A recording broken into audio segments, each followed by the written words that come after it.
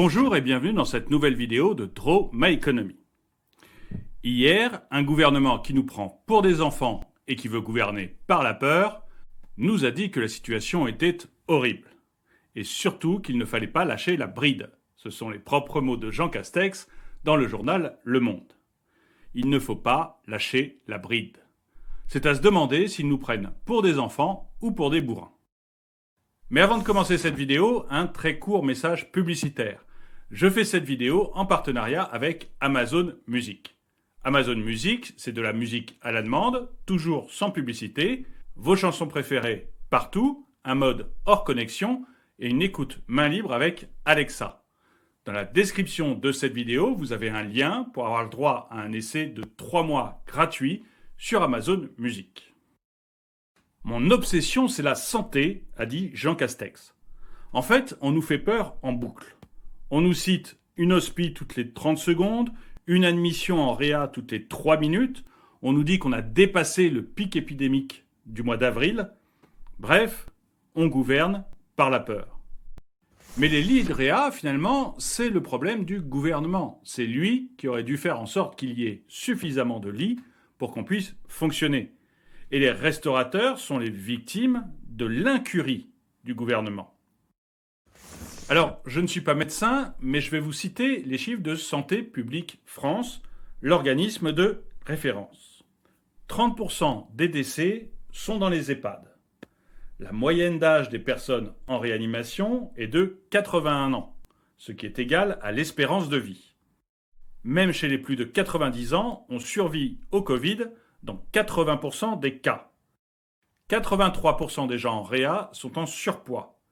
90% ont une comorbidité. 2% seulement des décès ont moins de 60 ans et n'ont pas de comorbidité connue. 0,1% des décès ont moins de 30 ans. Et ça fait 28 morts depuis le début du Covid. Je m'arrête là, mais on voit bien que cette épidémie, elle touche des personnes âgées ou des personnes qui ont une comorbidité et que la très grande majorité de la population n'a pas grand-chose à en craindre. Il est donc surprenant de confiner la totalité de la population pour une épidémie qui ne concerne qu'une petite partie d'entre elles. Il serait probablement plus judicieux de ne confiner que cette petite partie, ou même, ce que je pense, donner le choix à cette petite partie de se confiner si elle le souhaite, tout en lui expliquant les facteurs de risque. Mais bon, le choix actuel, c'est de mettre le pays par terre. En fait, on sacrifie l'avenir aux problèmes de santé présents. Parce que, ne nous y trompons pas, le PIB va maintenant s'écrouler probablement de 15 à 20% sur l'année. Ça veut dire que globalement, nous serons tous moins riches de 15 à 20%. Et comme une partie de la population, les fonctionnaires et une grande partie des salariés, sont très protégés contre les risques économiques, cette baisse de la richesse, elle va se concentrer énormément sur les commerçants et sur les artisans, qui eux, du coup, vont voir leur richesse baisser de beaucoup plus que 15 à 20%. Ce qu'on nous annonce, ce sont des morts économiques. Toujours selon Santé publique France, où sont les clusters ? Dans l'ordre, ce sont les EHPAD, les établissements de santé et les établissements médicaux, les établissements pénitentiaires, les établissements sociaux d'hébergement, le milieu familial, les fêtes, les écoles, les universités et tout ce qui est transport. Je ne vois pas les restaurants et je ne vois pas les commerçants. En fait, que s'est-il passé hier soir ? D'une part, vous avez des politiques qui maintenant ont peur. Ils ont peur de la justice, puisque l'ancien Premier ministre s'est fait perquisitionner à son domicile à 6 heures du matin pour voir s'il avait fait quelque chose de mal dans la gestion du Covid. Et puis vous avez finalement des ministres qui ne connaissent pas grand-chose à l'entreprise.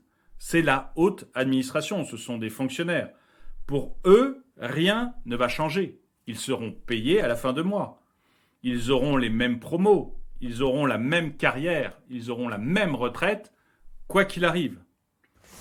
Peur, plus ne pas connaître l'entreprise, plus impréparation, a donné finalement, on ne change rien. On ne change rien pour 15 jours au moins. Mais c'est un peu comme je le disais, les 15 jours, ils sont fantasmés. En réalité, on ne changera rien jusqu'à janvier, voire février. Mais on le dit à la population, 15 jours par 15 jours, pour que ce soit acceptable socialement. Grosso modo, commerçants, artisans, vous allez crever, mais doucement. C'est plus humain, c'est moins bruyant.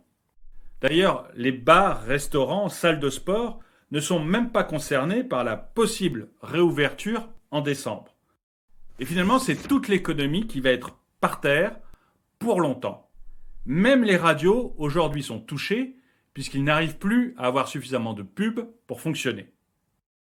Alors, certains diront, mais l'État donne des aides aux entreprises. Tout d'abord, une grande partie de ces aides, ce sont des prêts qu'il va falloir rembourser. En fait, l'État se porte garant pour les prêts que certaines entreprises font auprès de leurs banques.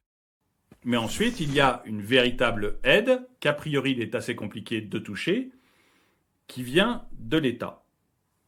En fait, l'État regarde ton chiffre d'affaires en novembre 2019, il regarde en novembre 2020 et il donne l'équivalent de ce que tu as fait l'an dernier. Sauf que c'est plafonné à 10 000 euros. Alors, pour un tout petit commerce, 10 000 euros, ça peut peut-être suffire. Et encore, de ce que l'on entend dire, il est assez difficile de les toucher. Mais mettons que ça suffise pour un petit bar en province. Mais pour une grosse brasserie, pour par exemple la Coupole à Paris, qui fait 800 à 1000 couverts tous les jours. En fait, pour toutes les belles PME, pour toutes ces pépites, 10 000 euros, ça ne représente rien. Et on va en avoir un nombre important qui vont fermer. J'exagère, allez-vous dire. Eh bien, voyez, en plus de tous les magasins d'habillement qui ont fermé récemment, vous avez le Printemps qui vient d'annoncer la fermeture de 7 magasins, 4 à Paris, Le Havre, Strasbourg et Metz. Bref, pour résumer cette vidéo, je dirais que ce qui m'inquiète le plus, c'est ce gouvernement par la peur. Des gens qui ne connaissent rien au virus, et on ne peut pas leur reprocher, le virus est nouveau, des gens qui ont peur, font peur à toute une population, pour finalement accepter la fermeture de tous les restaurants, tous les bars, toutes les boîtes de nuit, d'une grande partie des commerces, d'une grande partie des entreprises. Et cette peur nous entraîne petit à petit vers un effondrement de l'économie, et il y aura peut-être beaucoup plus de morts à cause du confinement, à cause de cette folie de tout fermer, qu'il n'y en a à cause du virus. On sacrifie l'avenir au présent. J'aimerais beaucoup avoir votre avis sur ce sujet et j'aimerais beaucoup que si vous êtes commerçant ou artisan, vous me disiez si vous avez touché ou non des aides de l'État. Je vous mets ici une playlist sur le reconfinement. Merci d'avoir regardé cette vidéo, mettez-lui un pouce vers le haut, commentez, partagez. N'hésitez pas à m'aider sur Tipeee et je vous dis à très bientôt.